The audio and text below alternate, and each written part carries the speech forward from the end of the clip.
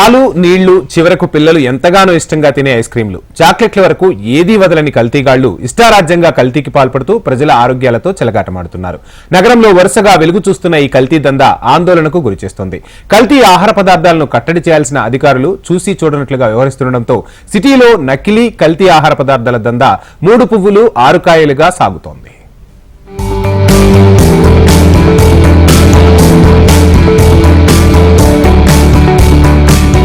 యూరియాతో పాలు, ఇనుపరజన పౌడర్ తో టీ పొడి, ఇటుక పొడితో కారం, బట్టల సోడాతో చక్కెర, మోటానిల్తో పసుపు పౌడర్, జంతువుల కొవ్వుతో వంట నూనె, నాసిరకం వస్తువులతో అల్లం వెల్లుల్లి పేస్ట్, అలాగే డూప్లికేట్ ఇంజిన్ ఆయిల్స్, ఇలా సిటీలో సర్వం కల్తీ అవుతున్నాయి. ప్రజల ఆరోగ్యాన్ని హరిస్తున్నాయి. నగర శివారు ప్రాంతాలను అడ్డగా చేసుకుని అక్రమార్కులు కోట్ల రూపాయల కల్తీ సరుకు తయారు చేసి మార్కెట్లోకి చొప్పిస్తున్నారు. భారీ స్థాయిలో ఎత్తైన గోడలతో గోదాములు నిర్మించి సెక్యూరిటీ గార్డుల్ని నియమించి లోపలికి ఎవరిని అనుమతించకుండా నగర శివారు ప్రాంతాల్లో కల్తీ కర్మాగారాలు యథేచ్ఛగా నడుస్తున్నాయి.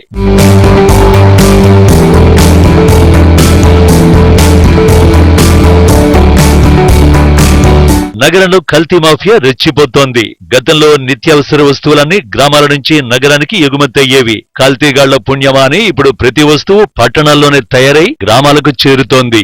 రాచకొండ, సైబరాబాద్ ప్రాంతాల్లోని శివారు ప్రాంతాలను కల్తీగాళ్లు అడ్డాలుగా మార్చుకున్నారు. చిన్నపిల్లలకు తాగించే పాల నుంచి మొదలుకొని బియ్యం, నూనె, కారం, ఉప్పు, పప్పు, నెయ్యి, మసాలాలతో సహా ప్రతి వస్తువుని కల్తీ చేసేస్తున్నారు. బ్రాండెడ్ వస్తువులు సైతం డూప్లికేట్ అవుతున్నాయి. అస్సలకు ఏమాత్రం తేడా లేకుండా నకిలీవి తయారైపోతున్నాయి.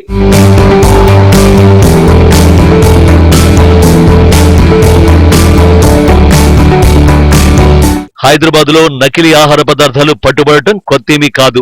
రాచకొండ, సైబరాబాద్ ప్రాంతాల్లోని శివారు ప్రాంతాలను కల్తీగాళ్లు అడ్డాలుగా మార్చుకున్నారు. రాచకొండ పరిధిలోని పహాడీ షరీఫ్, జల్పల్లి, బాలాపూర్ శివారు, శ్రీరామ్ నగర్ కాలనీ, మీర్పేట్, నాదర్గుల్ తదితర ప్రాంతాలతో పాటు సైబరాబాద్ పరిధిలోని బాలానగర్, శంషాబాద్, కాటేదాన్, రాజేంద్రనగర్, జీడిమెట్ల, మైలార్దేవుపల్లి, పటంచెరు తదితర ప్రాంతాల్లో గోడౌన్లు ఏర్పాటు చేసుకుని కల్తీకి పాల్పడుతున్నారు. ఇక్కడ 50 రూపాయలకు విక్రయించే వస్తువును 10 రూపాయలకే తయారు చేస్తున్నారు. డూప్లికేట్ ప్యాకింగ్ తో లారీల ద్వారా బస్తీలు, కాలనీలు, గ్రామాలకు తరలిస్తున్నారు. చిన్న చితక కిరాణా షాపులకు తక్కువకే విక్రయించేస్తున్నారు.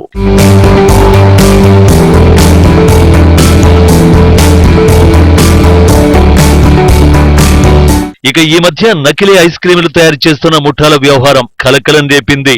ఎక్స్పైర్ అయిన సింథటిక్ కలర్స్, రసాయనాలు వాడి వెనిలా, చాక్లెట్, బటర్ స్కాచ్ ఇలా అన్ని రకాల బ్రాండెడ్ ఐస్ క్రీంలు తయారు చేసి మార్కెట్లో సరఫరా చేస్తున్నట్టు వెల్లడైంది.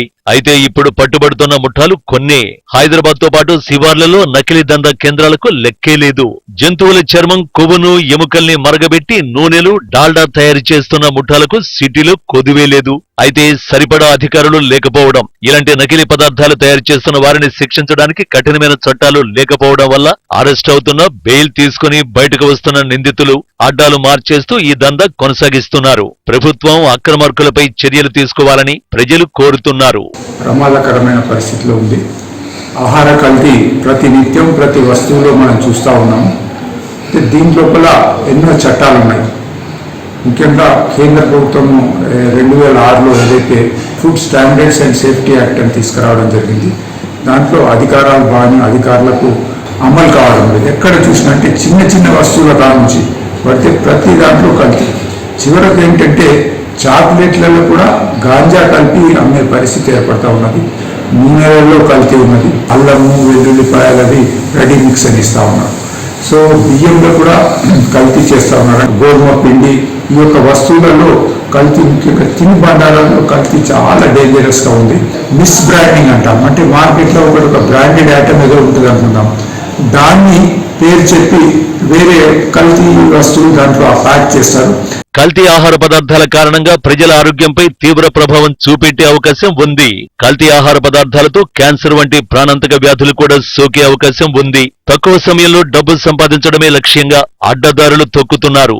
ఆకర్షణీయమైన ప్యాకింగ్లతో జనాన్ని బోల్తా కొట్టిస్తున్నారు. ప్రజల ఆరోగ్యం కంటే వ్యక్తిగత లాభార్జనే ధ్యేయంగా కల్తీ చేసి మార్కెట్లోకి వదిలి ప్రజల ఆరోగ్యంతో ఆడుకుంటున్నారు.